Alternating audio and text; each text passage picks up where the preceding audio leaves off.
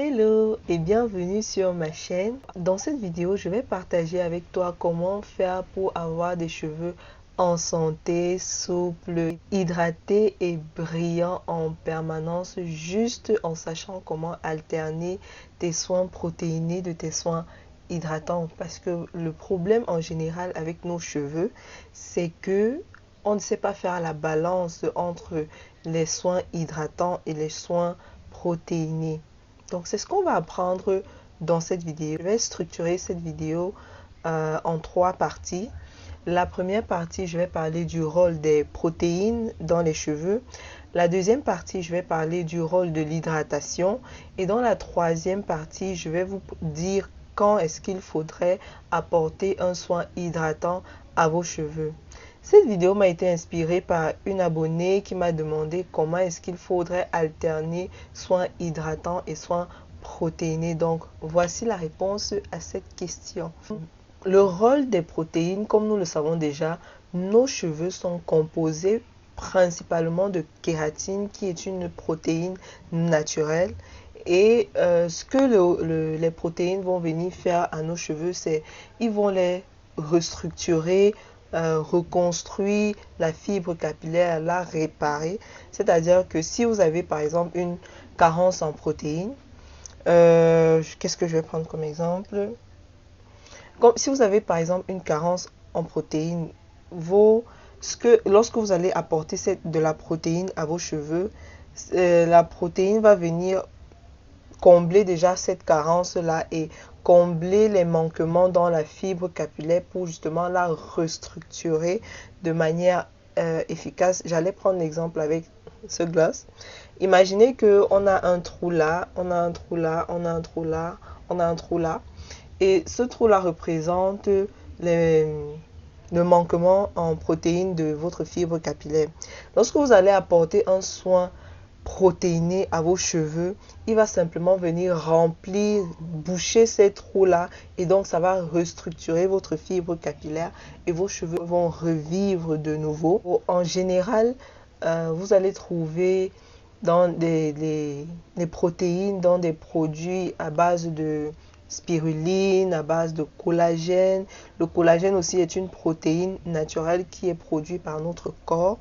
Donc, à base de collagène, à base de... Et aussi beaucoup dans les poudres indiennes, telles que le microcoulier d'Afrique que vous pouvez retrouver chez Sor. Vous pouvez aussi faire des DIY et avoir des protéines comme dans le riz, par exemple. Le riz contient des protéines. Il y a justement la protéine de riz aussi qui est beaucoup utilisée dans les cosmétiques capillaires pour justement fortifier, apporter ces protéines et fortifier les cheveux. Vous allez aussi retrouver dans l'avocat, bien qu'en petite quantité quand même, mais il y en a quand même. C'est pour ça que certaines personnes qui n'ont pas l'habitude, qui n'utilisent pas de chaleur dans leurs cheveux, qui n'ont pas abîmé leurs cheveux d'une quelconque manière que ce soit, vont facilement ne pas avoir trop de besoin en termes de protéines. Par exemple, moi, quand je faisais encore beaucoup les DIY, j'utilisais beaucoup l'avocat et je n'avais pas ce problème-là de trouver un jour en particulier où je vais faire un soin protéiné parce que j'utilisais l'avocat presque tout le temps. Et le fait de le faire et le fait justement d'utiliser ça tout le temps remplissait en quelque sorte mon besoin en protéines. On va passer maintenant au rôle de l'hydratation dans nos cheveux. Déjà, l'hydratation, c'est le fait d'apporter de l'eau à nos cheveux. Voilà, c'est de l'eau, c'est pas de l'huile. L'huile, c'est pour lubrifier, c'est pour nourrir, mais l'eau, justement, ça vient hydrater. C'est pour ça qu'il est très conseillé d'utiliser des crèmes capillaires parce qu'elles sont composées principalement d'eau. Voilà l'ingrédient principal des crèmes capillaires et des laits capillaires, c'est l'eau. C'est pour ça qu'on dit que les crèmes et les laits capillaires sont hydratants, vont venir hydrater vos cheveux. Néanmoins, si l'eau reste juste en surface comme ça, ça ne va pas réellement hydrater vos cheveux si vous ne les conditionnez pas. Qu'est-ce que je veux dire par là? Lorsque vous allez sous la douche pour faire vos soins, vous allez verser de l'eau sur vos cheveux. Ce n'est pas le fait de verser de l'eau comme ça sur vos cheveux qui vont hydrater vos cheveux. Lorsque vous avez versé de l'eau sur vos cheveux, maintenant il faut sceller cette hydratation-là. Et c'est en scellant cette hydratation-là que vos cheveux, non seulement en scellant l'hydratation, mais en conditionnant vos cheveux, ça va permettre à vos cheveux d'absorber maintenant toute l'hydratation, c'est-à-dire toute l'eau que vous leur avez apportée, ce qui fait qu'ils seront hydratés par la suite. Parce que si vous remarquez bien, lorsque vous versez de l'eau sur vos cheveux et que vos cheveux sèchent à l'air, comme mes cheveux sont à l'air comme ça, vos cheveux seront beaucoup plus secs après. Beaucoup plus secs après parce que, et vous allez vous dire, non, j'ai hydraté mes cheveux, je leur ai apporté de l'eau. Oui, mais tu as apporté de l'eau, mais est-ce que tes cheveux ont reçu cette eau que tu leur as apportée? Pour que le cheveu reçoive l'eau qu'on leur apporte, il faut les conditionner. Il faut sceller cette hydratation et les conditionner par la suite. Désolée pour les bruits, vraiment désolée pour les bruits. Je disais que pour que vos cheveux reçoivent l'hydratation que vous leur apportez, il faudrait sceller cette hydratation et conditionner vos cheveux. Sceller l'hydratation, c'est justement mettre de la crème, ajouter de l'huile par-dessus pour justement sceller l'hydratation. Et conditionner les cheveux revient à faire des twists ou des nattes et laisser vos cheveux sécher dans des twists ou des nattes. Ce qui va permettre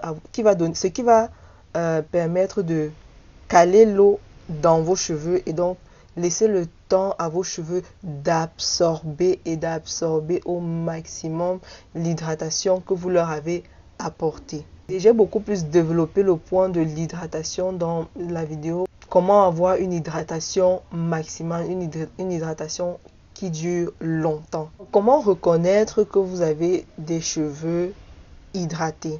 Lorsqu'on a des cheveux hydratés, ils sont souples, ils sont malléables, c'est-à-dire que vous pouvez les manipuler facilement. Ils sont rebondissants. Regardez comment mes cheveux rebondissent. C'est comme ça que vous savez que vous avez des cheveux en santé, hydratés et tout ce qui va avec. L'hydratation va venir adoucir vos cheveux, leur apporter aussi de la brillance, oui. Faciliter le démêlage, oui. Vous verrez que parfois, vous arriverez à démêler vos cheveux juste avec de l'eau. Oui, juste en mouillant vos cheveux, vous pourrez démêler vos cheveux. Parfois c'est possible, parfois il faut beaucoup plus que de l'eau pour vous démêler vos cheveux. Ça arrive beaucoup plus lorsque vous avez mis long sans faire vos soins et donc les nœuds se sont accumulés pendant longtemps, les nœuds, les cheveux morts. Les agents hydratants que vous allez trouver dans des produits sont des agents humectants comme de l'eau, sont des agents émollients comme les gels. Comme je disais tout à l'heure, il y aura des personnes qui n'auront pas forcément besoin de faire cette alternance régulièrement, on va dire.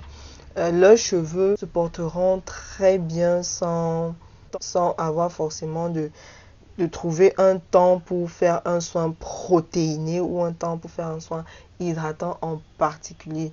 Donc ici, il faut juste savoir écouter vos cheveux et les observer, comment ils sont au toucher, comment ils sont visuellement et bref, comment vos cheveux se comportent en général. Ce qui nous amène donc à la troisième partie de cette vidéo qui est de savoir quand est-ce qu'il faudrait apporter un soin protéiné à vos cheveux. Je vais commencer par dire ceci.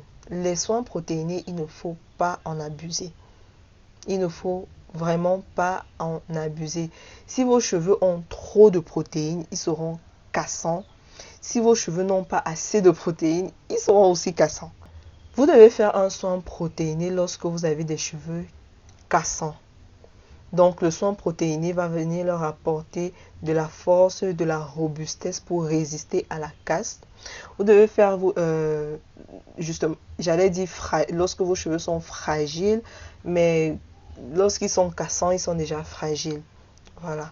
Et vous devez apporter des protéines à vos cheveux lorsque vous constatez que vos cheveux sont plus ternes que d'habitude.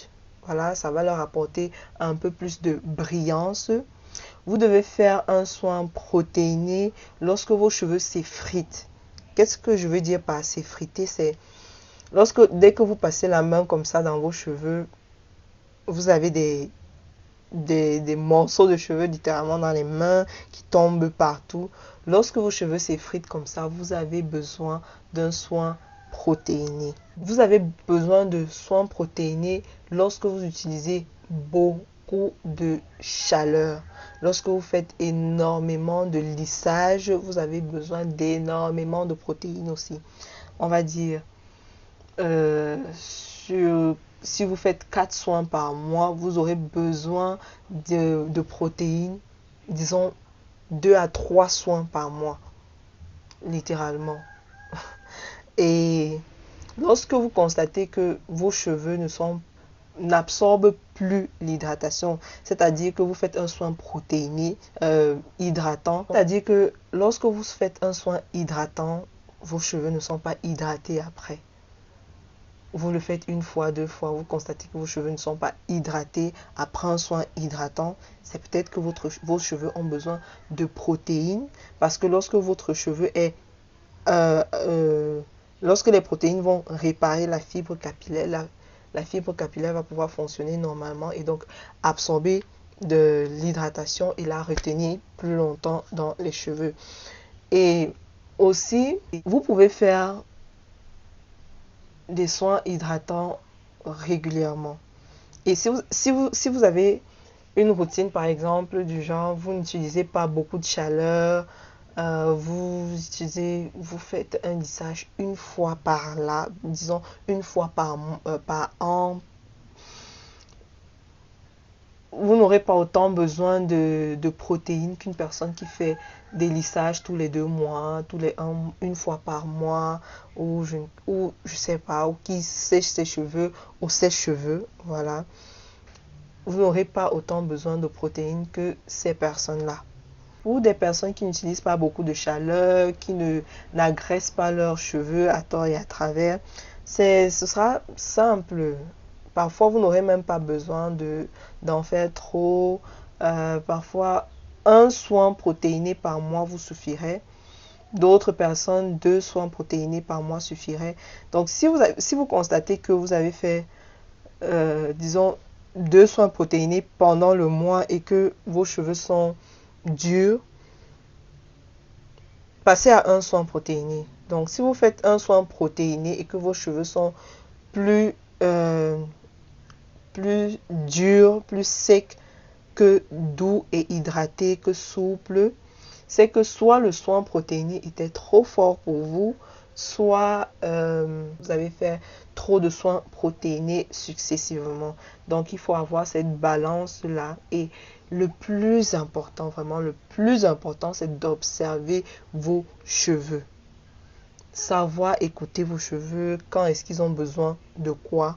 Et si vous leur apportez un soin protéiné lorsqu'ils en ont besoin, ils se porteront super bien. Vous leur apportez des soins hydratants lorsqu'ils en ont besoin, ils se porteront super bien.